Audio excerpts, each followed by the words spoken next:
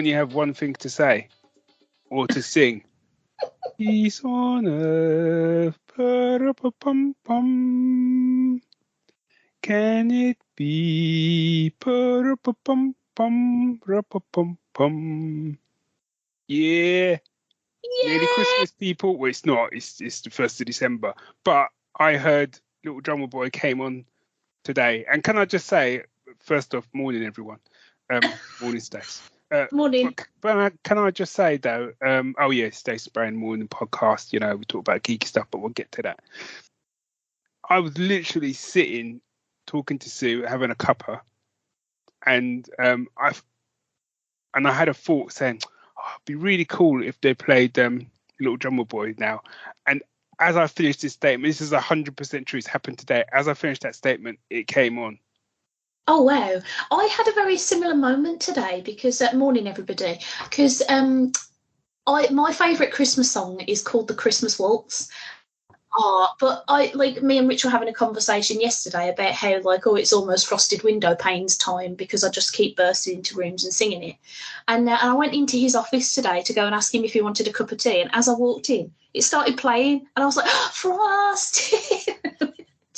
just driving him mad, I think, already. It's only day one of Advent. Sorry, Rich. So clearly, what we've discovered is we both have some sort of Christmassy song power. I've got Christmas Tourette's. It's what I've got. Christmas song Tourette's, yeah. We could just walk into a room and make it spontaneously burst into the song we want. Yeah. I mean, I wish that was... Actually, no, what a weird power that would be. I can think of better superpowers to have. Yeah, probably. Lottery number 4 sight, that would be good. Lottery number 4 sight. I'd only need it the once. I'm not greedy.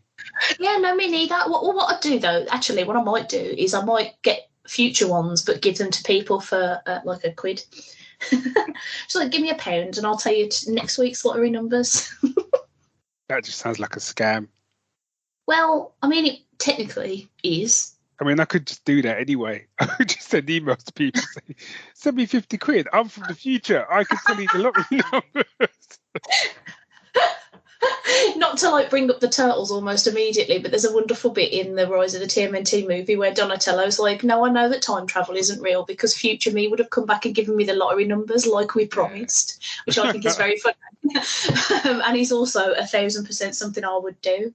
Yeah. I'd like to say, Future Bray, if you're listening to this 20 years in the future and you've invented time travel, please could you come back and give me the lottery numbers? Thank you. Yep. Yeah. Pum-pum-pum-pum. Pum-pum-pum. Segment? Let's do a segment.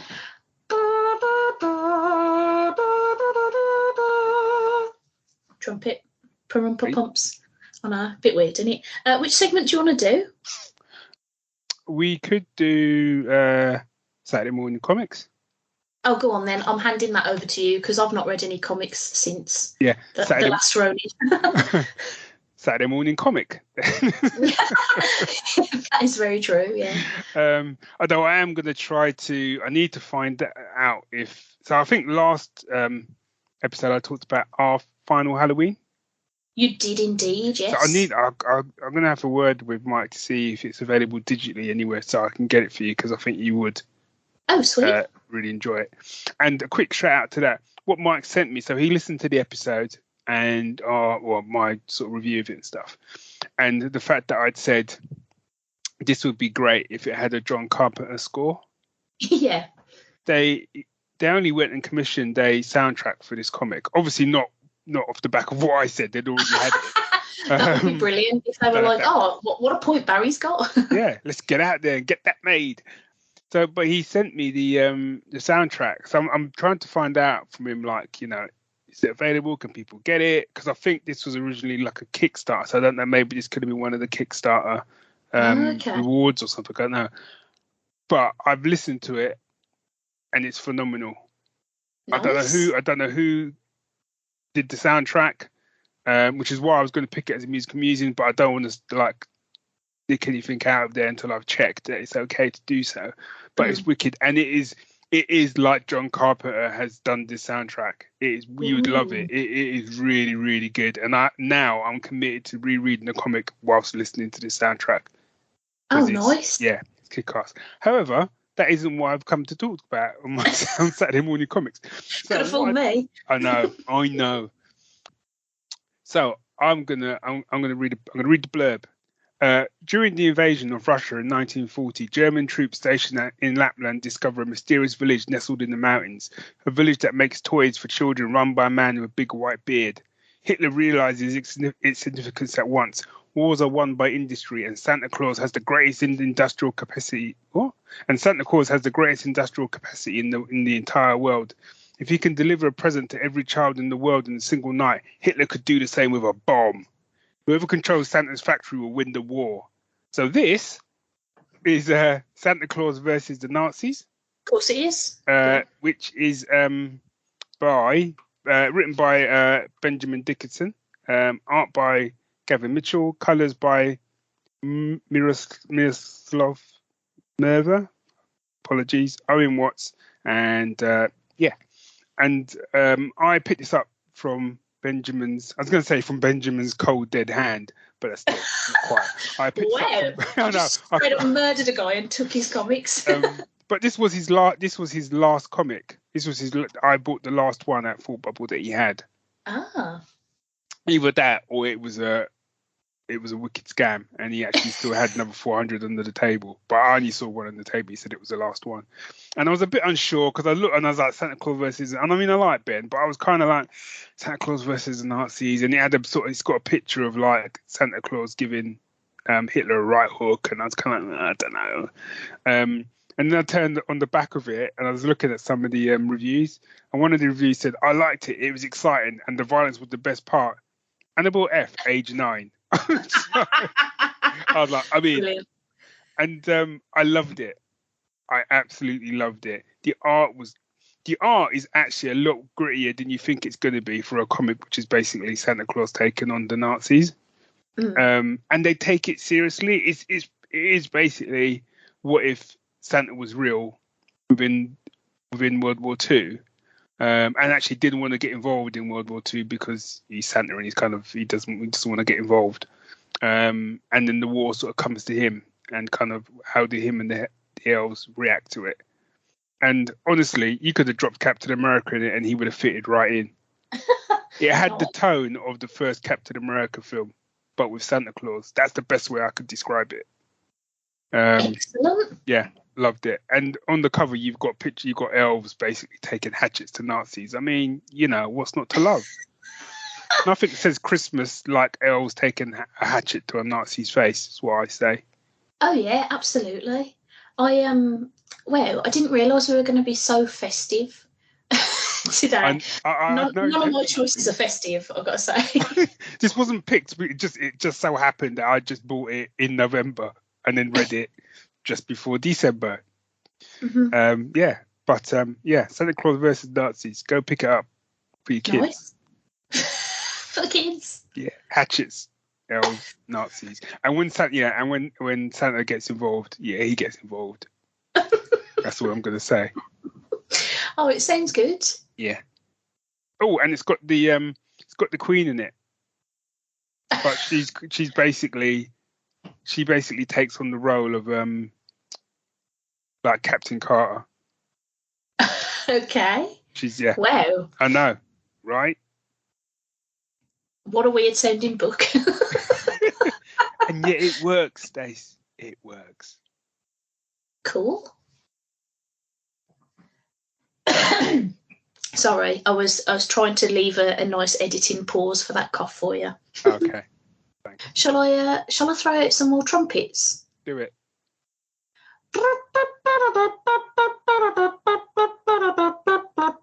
That's a Christmas song, isn't it? I don't know. It is. Yeah, cool. Yeah. Hey, let's do musical musings. Why not? Hey. Let's do it. Hey. My choice for this time is decidedly unfestive. Have you been watching Wednesday at all?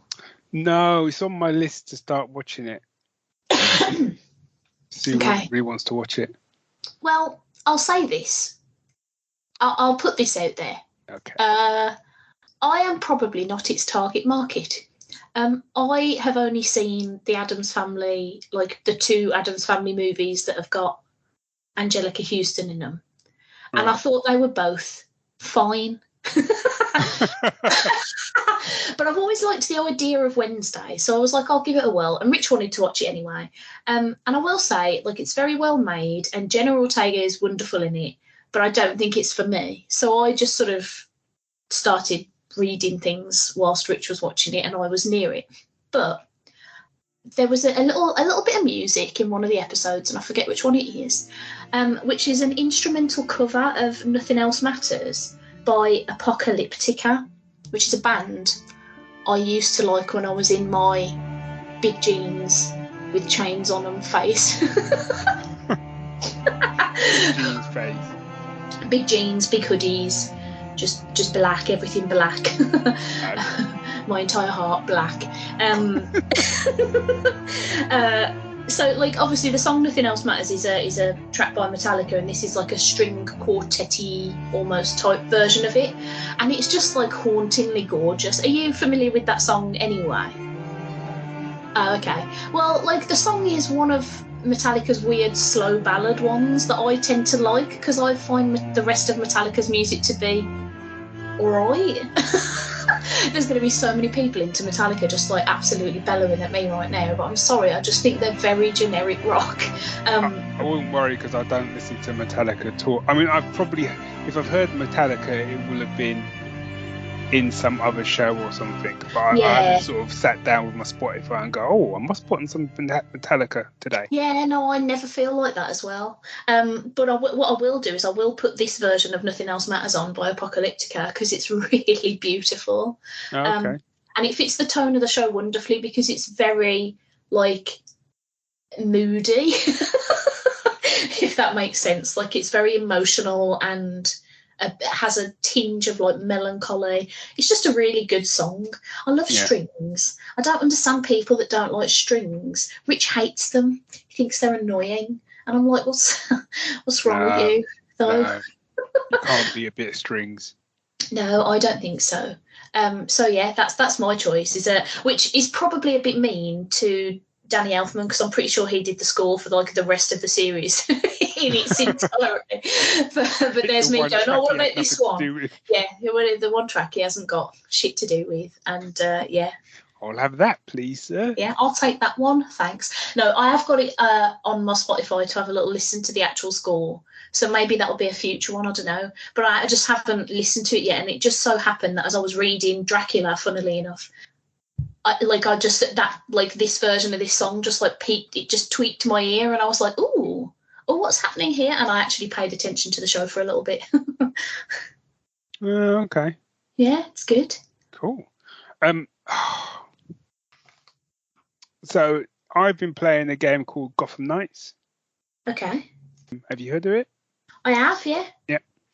For people in the cheap seats, Gotham Knights is basically set after Batman gets killed. It's not a spoiler because basically it's on the box. And Gotham is left in the hands of Nightwing, Red Hood, Batgirl, and Robin. And so and I'm really enjoying it. It's got slated by reviews and stuff. I don't know why, because I'm having a blast with it, but there we go. Maybe I'm just easy to please. But the opening sequence, which basically shows Batman's death. Mm-hmm. I won't say who takes him out, but when you see who takes him out, for me, I was like, yes, that makes perfect sense. I'm in for days. It's a brilliant. Basically, it's the end of a Batman movie, and it's wicked. I absolutely love the cutscene. If you're not going to play the game, I'll send you the cutscene, because the piece of music that plays behind it is called Code Black. Right. And it's done by Bear McCreary. Oh, good old Bear. And as I was first time, I was like, that music. Oh, I love that music. Who does that music? And then randomly, like days later, I was just doing a bit, because every so often I just type in Bear McCreary, just because he's doing tracks left, right, and centre that you don't know about. Yeah. So every so often I just do a little bit of a search to see what comes up, and the game came up, and I was like, oh, and then Code Black came up, and the minute I played it, I was like, that's the tune, that's the man. I need this in my life. I love Bear McCreary. He's so good. Yeah, it's an epic piece that just keeps building and building and building, and it just underscores the epicness of the scene brilliantly. It's again, every time I pick a bear track, I always go, it's one of his best. So. I remember that. I think the first time I was aware of Bear McCreary was you sending me a track from, I want to say, like Battlestar Galactica or something. Probably. Oh, I wish I could remember what the piece was. I'll have to find it out and send it to you or tweet about it or something. Probably Prelude to War if I'd sent it to you. If I'd sent you, maybe. I'll have to have a look. But yeah, I remember just immediately being like, who is this? What? Who is this man? Like, how is he so amazing? What?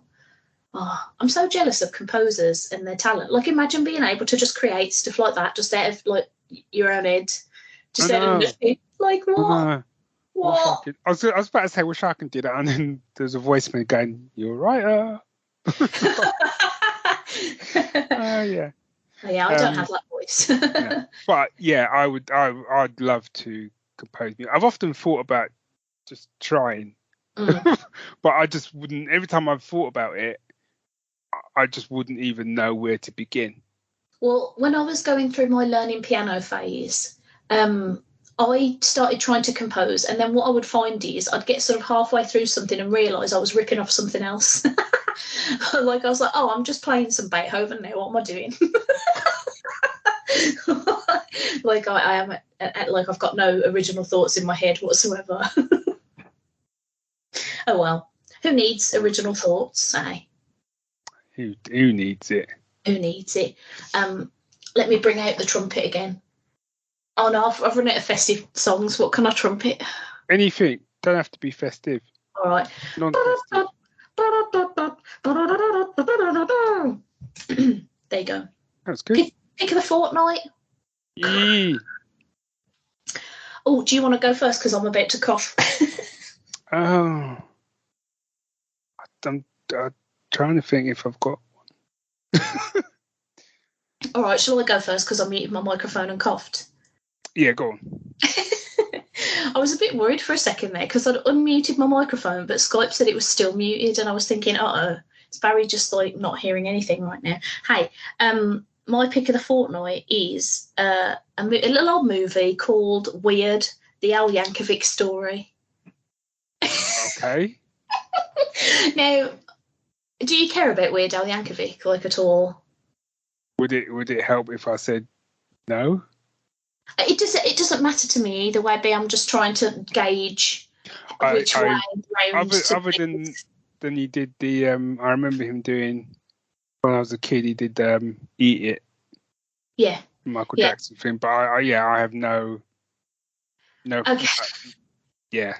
Okay, so my hubby is a massive Weird Al fan. Oh, okay. I'm only sort of vaguely aware of Weird Al. I like some of his comedy covers. I'm not a big fan of like his pokers and stuff. Like, I didn't realise that was a thing that he did until I met Rich, and he was like, listen to this poker, and I was like, hold on, people still do this, what?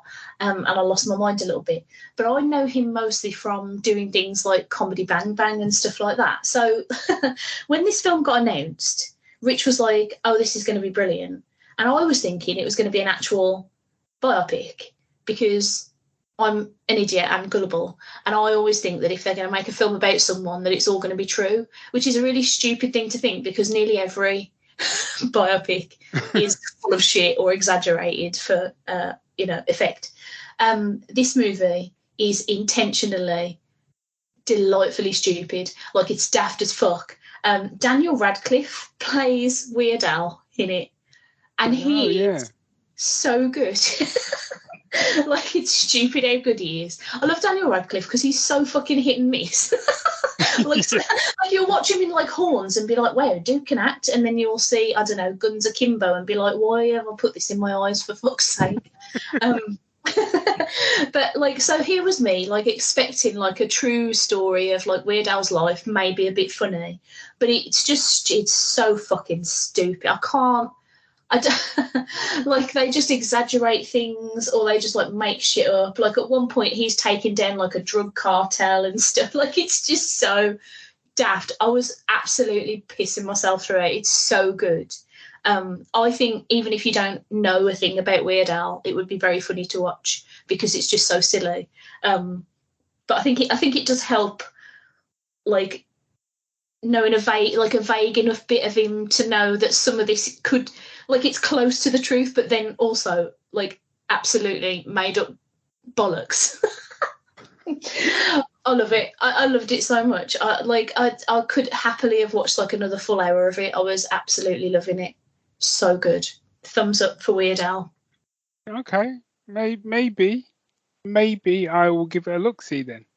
I would wholeheartedly recommend. I just think it's really funny, and it goes so fast as well. Because like, I'm all about at the moment, like, you know, movies that utilize their time properly. Like, Yeah. if you've got a 3-hour story, like RRR, like that film, I can't imagine that being any shorter, and I wouldn't want it to be. I loved every fucking minute of that film. But like some films, there's so much flab. It's just like so much filling. You don't need 3 hours to tell this story. But what I like about Weird Al is that it's literally just like, here's some stupid stuff for like an hour and a half, maybe a bit more. And you're like, all right, cool. Ooh, sweet. Yes, I loved it. Cool. Okay. Do you want me to just play a little bit of like elevator music while you have a think? Yeah, because I've been I'm picking Tales of the Jedi. Right. So, Tales of the Jedi is a Disney Plus show. It's animated, and it's basically 2 story streams. On one side, you've got Count Dooku, and outside, you've got Ahsoka Tano. Now, if you've never watched any of the animated stuff or The Mandalorian, you probably have no idea who those 2 characters are. But they're both Jedi. So, hence the title. And I loved it. I blitzed it all in one sitting, and I really, really enjoyed it.